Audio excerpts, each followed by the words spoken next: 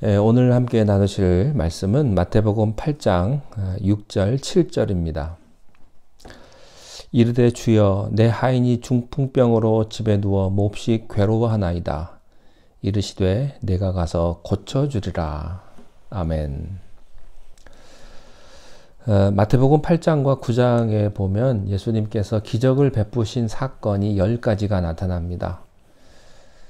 산에 올라가셔서는 말씀을 하셨습니다. 그런데 산에서 내려오셔서는 기적을 베풀어 주셨습니다. 첫 번째 기적의 그룹은요, 세 가지가 동시에 나타나는데 하루에 일어난 일입니다. 8장 1절부터 17절까지의 내용으로서 한 나병 환자가 예수님께 나와서 치료받은 사건이고요. 또 오늘 본문인 백부장 하인의 중풍병을 고친 얘기가 계속해서 나옵니다. 그리고 베드로의 장모의 열병을 고치신 얘기가 나타납니다. 이 나병 환자는 그 사람의 믿음을 보시고 고치십니다. 그런데 백부장 하인의 병은요, 그 하인의 믿음이 아니고 백부장, 그 하인의 상관이죠. 그 상관의 믿음을 보시고 고쳐주십니다. 또 사위의 믿음을 보시고 장모의 병을 고쳐주십니다. 두 번째 그룹은 8장 23절부터 9장 8절까지인데 여기도 세 가지가 또 연속적인 기적이 나타납니다.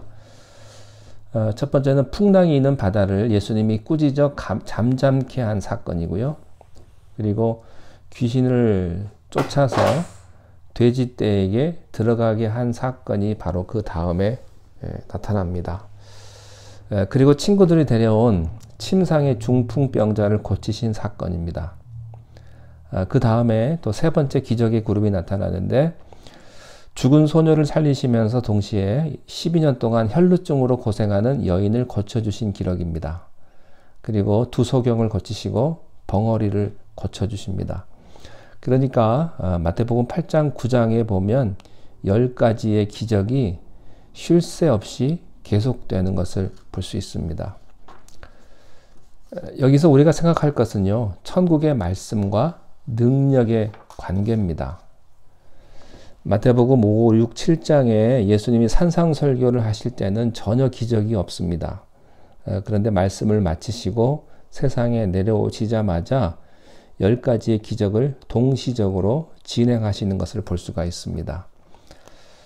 나병이나 중풍병 이런 자연까지도 또 지배하시고 죽음까지도 주님께서는 지배하시는 그런 예수님에게서 발견되는 그런 모습이죠. 우리 주님은 말씀만 하시지 않습니다. 말씀하실 때가 있습니다. 그러나 말씀 후에는 현실로 오십니다. 그리고 현실의 구체적인 우리들이 갖고 있는 여러 가지 죄와 고난과 또 역경과 질병을 구체적으로 만져주시고 고쳐주시고 치료하여 주십니다. 예수님은 말씀만 하시지도 않으셨고요. 또 기적만 베푸시지도 않았습니다. 하나님의 말씀은 현실에 적용되어야 합니다. 말씀은 곧 능력이 되어야 합니다. 우리가 성경을 공부하고 설교를 아무리 들어도 내가 현실적으로 삶의 변화를 갖지 못한다면 그것은 예수님이 하신 말씀과 상관이 없습니다. 말씀은 반드시 현실과 관계가 있습니다. 예수님께서 산에서 내려오시자마자 10개의 기적이 드라마처럼 쉴 새 없이 전개되는데요. 그러나 동시에 기독교는 기적만 베푸는 것이 아닙니다. 왜냐하면 기적을 위해서 예수님이 계신 것이 아니기 때문입니다. 말씀을 전하다 보니 말씀 그 자체가 능력이기 때문에 기적이 나타나는 것입니다. 복을 받기 위해 기독교가 존재하는 것이 아닙니다. 예수님을 믿다 보니까 하나님이 축복을 주신 것입니다. 천국을 생각하다 보니까 예수님이 이 땅에 축복도 주셨던 것이죠. 건강을 위해서 예수 믿는 거 아닙니다. 복 받기 위해서 예수 믿는 거 아니고요. 성공하기 위해서 기독교가 존재하는 것도 아니에요. 예수님에게는 이 두 가지의 양면성이 있었습니다. 진리와 능력입니다. 말씀과 능력입니다. 성경의 진리란 단순한 이론의 진리가 아니라 구원을 베푸는 하나님의 능력입니다. 우리는 그것을 가리켜 복음이라고 말합니다. 산에서 천국 진리를 선포하시고 이 세상에 내려오셔서 병을 고치시고 많은 기적을 베푸신 예수님을 보면서 우리는 구원이 영적인 것만이 아니라 육체적인 것까지 관계한다는 사실을 배우게 됩니다. 하나님이 우리에게 주시는 구원은요, 완전한 구원입니다. 육체만의 구원은 반쪽 구원입니다. 또 영적인 영만의 구원도요, 반쪽이에요. 영과 육이 함께 구원받기를 하나님은 원하시는 것입니다. 자, 서론이 좀 길었습니다. 자, 본문으로 돌아가겠습니다. 자, 예수님께서 문둥병자, 나병 환자를 고치신 후에 가버나움으로 곧바로 들어가십니다. 자, 가셨는데요. 가버나움에 가시자마자 한 사람이 기다리고 있었는데 그 사람은 백부장이었습니다. 6절에 이 백부장이 예수님께 이렇게 말을 합니다. 주여, 내 하인이 중풍병으로 집에 누워 몹시 괴로워합니다. 이 백부장은요, 자기의 문제로 나온 게 아닙니다. 나병 환자는 자기의 문제를 가지고 왔지만 이 백부장은 자기의 문제를 가지고 온 것이 아닙니다. 종의 문제를 가지고, 다른 사람의 문제를 가지고 예수님에게 나온 거죠. 대부분의 사람들은 자기 문제 때문에 예수님께 나옵니다. 내 병, 내 가정의 문제, 내 갈등, 내 자녀 문제, 내 사업의 문제, 다 자기의 문제로 예수님께 나옵니다. 그러나 이 사람은 자기 문제 때문에 예수님께 나온 게 아닙니다. 누구의 문제입니까? 자기와 함께 있었던 하인, 자기 종의 문제입니다. 재미있는 사실은요, 이 백부장의 상사, 상관의 문제가 아닙니다. 만약에 이 상사, 상관의 문제였다면 뭔가 혜택이 있었을 거예요. 그렇지만 종의 문제는요, 자기보다 아랫사람의 문제는 혜택이 없는 겁니다. 순수한 마음으로 온 거예요. 너무 아파하고 힘들어하고 괴로워하니까 그를 생각해서 주님 앞에 나온 것입니다. 이 사람은 내 문제가 아니라, 상관의 문제가 아니라 전혀 이익이 없는 하인의 문제로 예수님 앞에 나온 것을 보게 됩니다. 자, 예수님께서 그 말을 듣고 7절에 이렇게 말씀하십니다. 이르시되 내가 가서 고쳐주리라.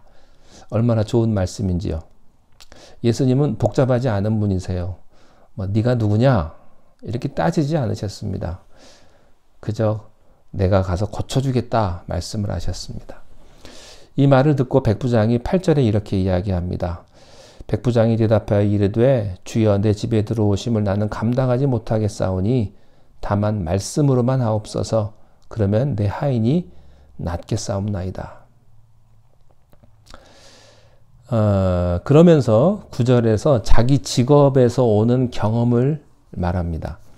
나도 남의 수하에 있는 사람이요, 내 아래에도 군사가 있으니 이더러 가라 하면 가고 저더러 오라 하면 오고 내 종더러 이것을 하라 하면 하나이다. 이렇게 이 말을 듣고요, 예수님께서 10절에서 이렇게 반응을 하십니다. 예수께서 들으시고 놀랍게 여겨. 예수님이 좀처럼 놀라시는 분이 아니거든요. 그런데 여기서는 놀라셨다 이렇게 되어 있습니다. 예수님이 굉장히 놀라셨나 봅니다. 그리고 13절에 예수께서 백부장에게 이르시되 가라, 내 믿은 대로 될지어다 하시니 그 즉시 하인이 나으니라. 내 믿음대로 될지어다. 여기서는 중풍병자의 믿음이 아닙니다. 백부장의 믿음대로 될지어다 이렇게 된 것입니다. 이것이 오늘 이 사건의 전부입니다. 여기서 우리는 중요한 사실 하나를 발견합니다. 그것은 주인의 믿음으로 하인이 고침을 받았다는 사실입니다. 자기의 믿음으로 고침받은 것이 아닙니다. 주인의 믿음으로 병 고침을 받았습니다. 물론 앞뒤를 좀 잘 보면요, 이 하인도 분명히 믿음이 있었습니다. 그런데 이 하인은요, 중풍병에 걸려 있거든요. 이 중풍병 환자는요, 문둥병, 나병 환자처럼 자기가 걸어서 갈 수 없는 그런 상태입니다. 이 병의 특징이 그렇습니다. 그러니까 누워있을 수밖에 없는 거예요. 자, 또 설령 예수님께 왔다 할지라도요, 이 병의 특징이 입이 마비가 돼서 말을 잘 할 수 없는 그런 사람입니다. 그런데 예수님께서 그런 경우라 할지라도 고쳐주십니다. 여러분, 내가 잘나서 고치는 것이 아닙니다. 예수님이 나를 불쌍히 여겨주셔서 고쳐주시는 거예요. 그러므로 이 믿음이라고 하는 것 뒤에는 반드시 은혜가 있는 것입니다. 언제나 이 믿음보다 더 큰 것은 하나님의 은혜입니다. 하나님은 우리의 믿음을 보시고 병을 고치고 우리의 문제를 해결해 주십니다. 그러면 그게 전부인가? 그렇지 않아요. 내가 그렇게 할 수 없는 상황에 있을지라도 하나님은 은혜로 우리의 모든 연약한 것과 질병과 아픔과 문제점들을 해결해 주신다고 하는 것입니다. 내 노력으로 되는 것이 아닙니다. 완전히 은혜입니다. 이 하인은요, 자기 힘으로 할 수 있는 게 아무것도 없었습니다. 그런데 이때 주인인 백부장이 나타나서 예수님 앞에 나아가 자기 하인의 병을 고쳐주기를 원했던 것이죠. 예수님이 중풍병자 하인을 보시고 고쳐준 게 아닙니다. 주인의 믿음을 보시고 다른 사람의 믿음을 보시고 고쳐주셨습니다. 여기서 우리가 생각할 게 있어요. 그것이 뭐냐면 중보기도의 능력입니다. 이 백부장의 믿음, 이 백부장의 기도가 그 하인의 병을 고쳐주게 되었습니다. 누군가 기도하지 않고는 역사가 일어나지 않습니다. 여러분의 부모님이나 친구가 여러분을 위해서 기도해 주십니다. 설령 그게 없다면 내가 예수 믿는 것은요, 누군가가 나를 위해서 기도했기 때문입니다. 마태복음 9장에 보면 또 한 사람의 중풍병자가 나오는데요. 이 들것에 누인 이 중풍병자를 그 친구들이 예수님 앞에 달아내립니다. 이때 예수님 말씀이 아주 인상적이에요. 9장 2절에 보면 그들의 믿음을 보시고 이렇게 되어 있습니다. 중풍병자의 믿음이 아닙니다. 친구들의 믿음을 보시고 예수님이 병을 고쳐주셨습니다. 사랑하는 여러분, 여러분이 누군가를 위해서 기도할 때 하나님은 역사한다는 사실을 믿으십시오. 안 들어주시는 것 같아도 하나님은 기억하고 계십니다. 친구들의 믿음을 보시고 상관의 믿음을 보시고 여러분의 믿음을 보시고 하나님은 기도에 응답해 주십니다.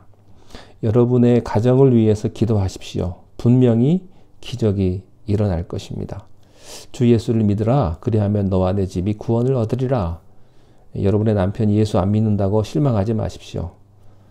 여러분의 자녀가 교회 안 간다고 실망하지 마십시오. 믿음의 기도는 역사하는 힘이 있습니다. 여러분의 기도로 여러분의 가정과 여러분의 자녀와 여러분의 모든 친척 이웃들이 하나님 앞에 돌아오며 모든 기도의 제목들이 응답받는 그런 놀라운 하나님의 축복이 오늘도 함께 하시기를 바랍니다. 기도하겠습니다. 하나님 아버지, 백부장의 믿음을 보시고 그 하인의 중풍병을 고쳐주셨던 것을 우리가 봅니다. 우리의 기도를 통하여서 내 가족이 구원받고 내 주변에 아픈 사람을 위해서 우리가 중보하며 기도할 때에 하나님께서 우리의 기도를 기억하시고 또 응답하시는 줄로 믿습니다. 믿음의 기도를 하기를 원하며 우리의 기도가 역사하는 그런 하나님의 그 귀한 응답을 우리가 매일매일 경험케 하여 주시옵소서. 우리는 부족하지만 서로 사랑하는 마음으로 그들을 위해서 기도할 때에 하나님께서는 우리의 모든 기도를 응답하시는 줄로 믿습니다.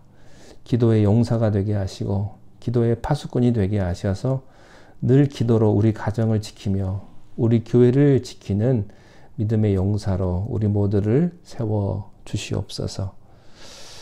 오늘 하루의 모든 삶을 주님 앞에 의지하옵고 예수님의 이름으로 간절히 기도하옵나이다. 아멘.